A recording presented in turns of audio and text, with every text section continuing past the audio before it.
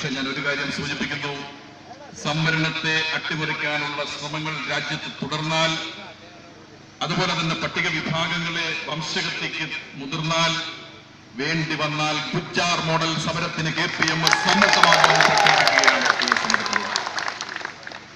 നമുക്കറിയാം, ഇപ്പോ ഈ സമരത്തിന് നമ്മൾ ഇറങ്ങുമ്പോ സംവരണത്തെ എല്ലാവരും പരിഹാസ രൂപത്തിലാണ് കാണുന്നത്. പട്ടിക വിഭാഗങ്ങളല്ല കേരളത്തിൽ ആദ്യമായി സംവരണത്തിന് വേണ്ടി പ്രക്ഷോഭം നടത്തിയിട്ടുള്ളത്. നമുക്കറിയാം, കേരളത്തിൽ മലയാളി മെമ്മോറിയൽ പ്രക്ഷോഭം നടന്ന നാടാണ് കേരളം.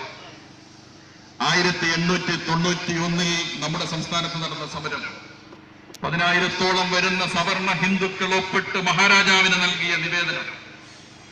50 രൂപയ്ക്ക് മുകളിൽ വേതനമുള്ള സർക്കാർ ജോലികളിലെല്ലാം പരദേശികളായിട്ടുള്ള ബ്രാഹ്മണരെ തിരികെ നിറച്ചിരുന്ന ഒരു കാലഘട്ടത്തിൽ തങ്ങൾക്ക് കൂടി സർക്കാർ സർവീസിൽ ഉദ്യോഗം ലഭ്യമാക്കണം എന്നാവശ്യപ്പെട്ടുകൊണ്ട് KP ശങ്കരമേനോന്റെ നേതൃത്വത്തിൽ, TP പിള്ളയുടെ നേതൃത്വത്തിൽ, CV രാമൻപിള്ളയുടെ നേതൃത്വത്തിൽ നടന്ന പ്രക്ഷോഭം 1891 ജനുവരി മാസം 1-ാം തീയതി 10,000-ഓളം വരുന്ന ആളുകൾ ഒപ്പിട്ട നിവേദനമാണ് മഹാരാജാവിന് സമർപ്പിച്ചത്.